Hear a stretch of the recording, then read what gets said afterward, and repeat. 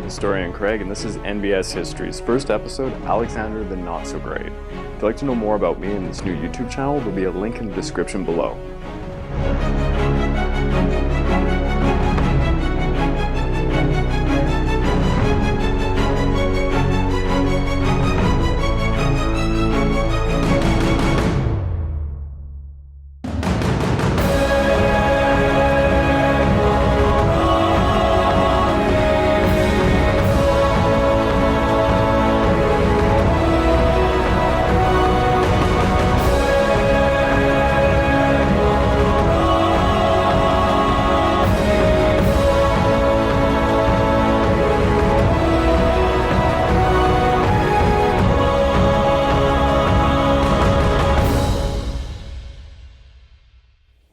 So Alexander the Great, the man who cut the Gordian knot, conquered the Persian Empire, brought Greek culture as far as India, and ushered in the Hellenistic period, the man that was even saying to be descended from the gods, such as Heracles, Zeus, and Achilles.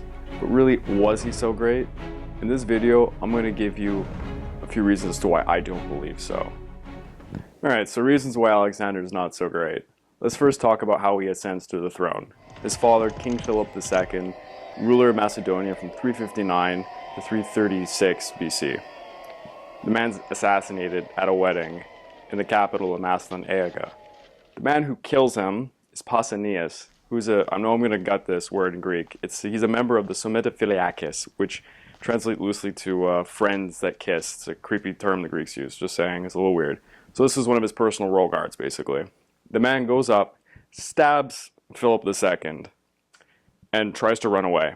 Now, the idiot, while running away, Plutarch tells us he trips over a vine leaf, and then he's just beaten the shit up and killed by two other guys called Perdiccas and Leonidas. Now, why am I bringing this up at all? What does that have to do with Alexander? Alexander takes the throne after his father's death, but this guy that killed his father, apparently he was the victim of slandering, and what today we would call slut-shaming. Basically, in the old days, they were saying that this guy was giving himself willingly to other men, and just easily and all the time. This drove him insane. And some of the people that were making fun of him was King Philip II. But what we're hearing from ancient scholars such as Plutarch is that the ones that were instigating this maybe was Olympias, who was King Philip II's fourth wife and Alexander's mom. Why would she do this? Well, this is where it gets a bit interesting. Now, this is all ancient scholars talking some shit and what have you. But basically, when King Philip took his fifth wife, because he had seven, this guy was balling back in the day, his fifth wife was named Cleopatra Eurydice. She was a full-blooded Macedonian. Olympias, Alexander's mom, wasn't. So, if this wife were to have kids, guess who gets to rule the throne when daddy dies? It would be her kids, not Olympias' kid Alexander. Another thing that's interesting about this event, the two people that killed the assassin, Perdiccas and Leonidas, are Alexander's personal friends and companions, and they killed the guy before he could say a word. Who knows what he would have said? What were his intentions? All we know is allegedly a story, again, Plutarch says that the guy comes up to Alexander one night before the events and, he's like, I hate this slandering done to me, blah, blah, blah. He's crying about it and, making a big scene. Alexander dictates a famous quote from a play at the time that everyone's watching called the Medea.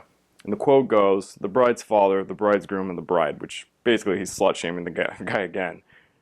Really, this guy had a pretty bad eye as far as I can see. So Alexander takes the throne just in the nick of time, and Olympias later on kills Cleopatra Eurydice and her offspring, which is a little insane, but yeah. So, Alexander secures his way to the throne by killing his father. Maybe, allegedly, I'm not saying this, but there are some scholars that might argue it could be true. So Alexander is taking the throne after his father's death. Everyone is, oh, cheers, hail the king, everyone's happy. Not at all. Everyone is ready to revolt. Everyone's taking advantage of the situation. So there's quite a few members who are doing this, but I'll only talk about a select few that it's important to the reasons why I think Alexander isn't so great. So the first members, northern barbarians. This is your Thracians like Spartacus later on in history, and the Triballi, tribesmen. These are two of the main ones. And there also is the Getia. I can't show them on the map where they are, but they're around this area somewhere. So they're revolting. Alexander gets on his cavalry, gets his army going. They march north to get these guys. They cross the Danube River, which actually does show up on this map, and they scare the shit out of 14,000 Jatia tribesmen. They surrender immediately. They're terrified. He ends up killing, I think, 3,000 Tribali tribesmen at the same time, and he quells the rebellion forcefully. Even though they're not happy, they've been put down. But in the meantime, while he's doing this, he hears about a very powerful and annoying city-state, Thebes, just down here. The Thebians are being supported by the Athenians. The Athenians, historically, are shit disturbers. They do this many times, and they're just trying to annoy them. Thebians are doing this particularly because the League of Corinth, which was formed by King Philip II, was like a mishmash of a bunch of states together, excluding the Spartans and etc., where they would just be the powerful ones, with the hegemon being the Macedonians, and they would control Greece. This angered the Thebians, and the Thebians are like, this time we're going to revolt. So they're basically gathering all their men and telling the rest of Greece, join our cause, we're going to liberate Greece from these tyrants. So Alexander's pissed. Marches with about 30,000 men plus his 3,000 cavalry, his punch in the army, because that's part of what he does, and he approaches the region of Thebes. Now, he goes up to Thebes. He doesn't want to hurt these people. These are Greeks. He wants us to go down easy and whatever. So he says, surrender, the insurgents that are starting this shit. The two people in question are Phoenix and Prothetes. Probably butchered those names. The Thebians look at him and they go, hell no. You give us these two other people, Antipater and Philotas, who are big time kind of governing generals, we'll call them, back in the day, that are going to have more important roles later in history. Anyways, important for Alexander's cause. Alexander's infuriated by this. The Thebians then say, everyone, come on, gather here. We're going to win this battle and fight off. So Alexander's like, we're going to go to war now. So he places a 3-day siege on the city of Thebes down here. Scare them a little. War ensues. So the start of the battle, Alexander is doing all right. The Macedonian troops, remember, are veterans. He has a full force of more than 3,000 men, all veterans, against not greens, but people who aren't as used to fighting. Thebians are putting up a pretty decent fight. Unfortunately, a complete idiot leaves his gate, and the city's open in one select area. So Alexander has one man, Perdiccas, if you remember the guy that killed the assassin. He bull rushes, gets through the gate, gets into the city, raises hell. Eventually, they can't do anything about it. The city's been completely open, the fighting is inside the city, and they've lost the day. Now, this is when stuff happens. Alexander wants to scare the shit out of the rest of Greece, and he doesn't want any more rebellion. So he goes, I'm going to plunder the entire city, take all their riches, which was a ton back in the day, and I've killed 6,000 of their men. The rest, the 30,000 that are left, I'm going to enslave them and sell them. And he makes 440 talents of silver. It's a ton of money back in the day.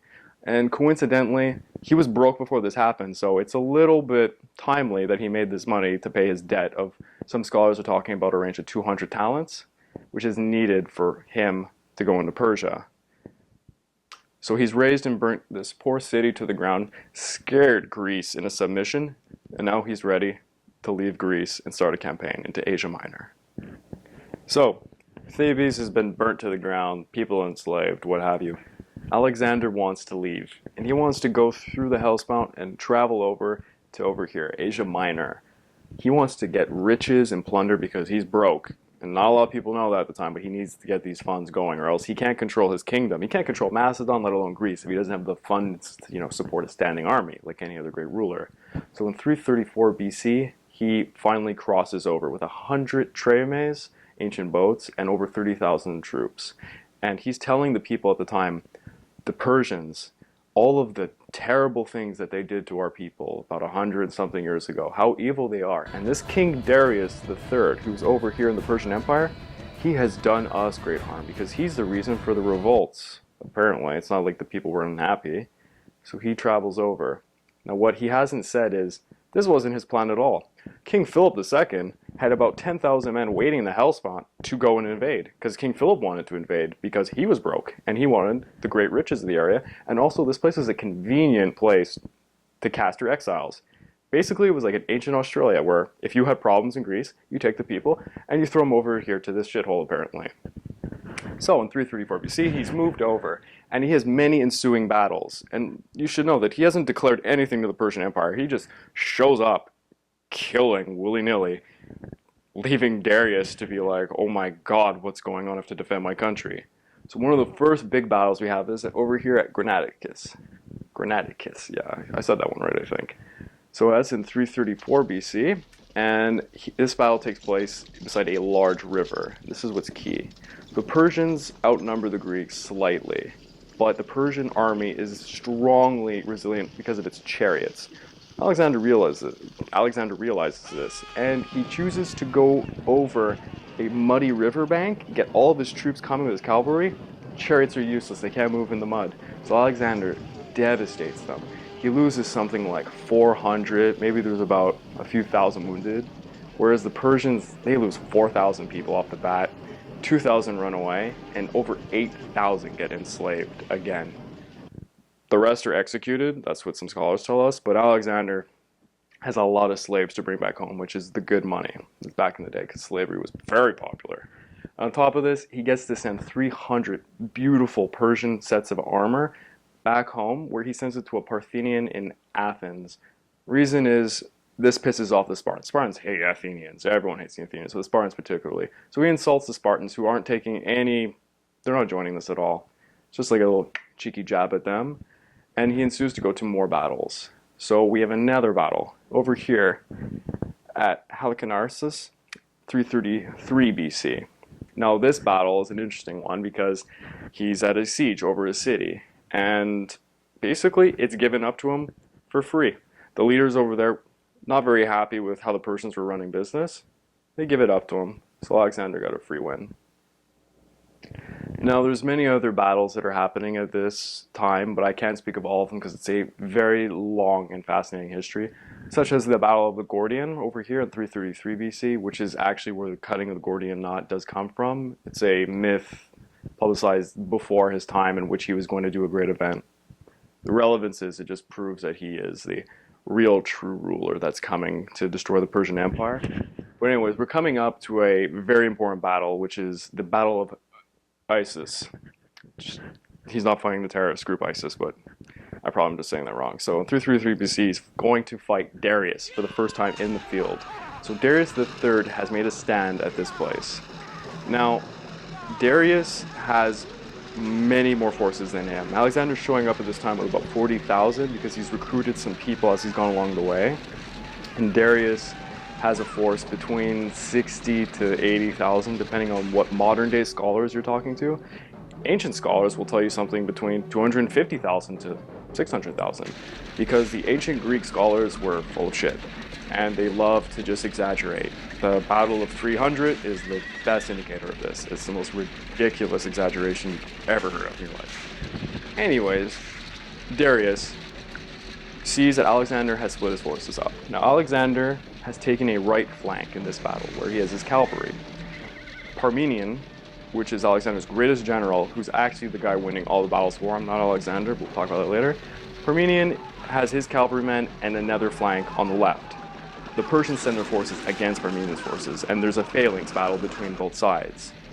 As this battle is going on, Parmenion is being overly stressed. They are overwhelming him. He has many, many more numbers than he does. Alexander's winning for a crucial moment when he enters in and hits the side flank. Persians don't see this coming. It just devastates them. And literally Darius has to flee for his life, which he does. Funny enough, he leaves his entire family behind when he does this. So the Battle of Issus sees a new devastating victory for Alexander. For the first time, he has defeated the Persian king as well. So Alexander is now sitting here with members of Darius's family. This is his wife, Statiteria, his daughter, Statiteria II. All the names back then are always the same. He has another daughter called Dryptis, and his mom, Sisygambis.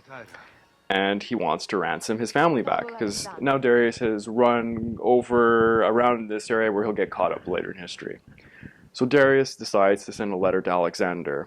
And in this letter, I will try and paraphrase it because it is quite a long letter, Darius talks about some history. So Darius says, your father, King Philip II, and the king of Persia, Artaxerxes, back in the day had a friendship and an alliance.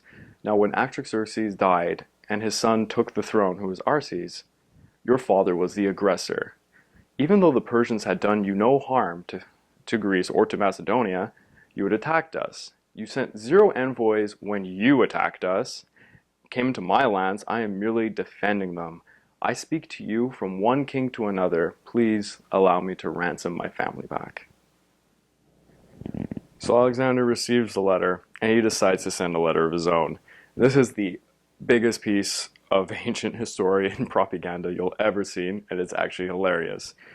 I will try and paraphrase most of this, but honestly, it's very entertaining because it is complete and utter bullshit.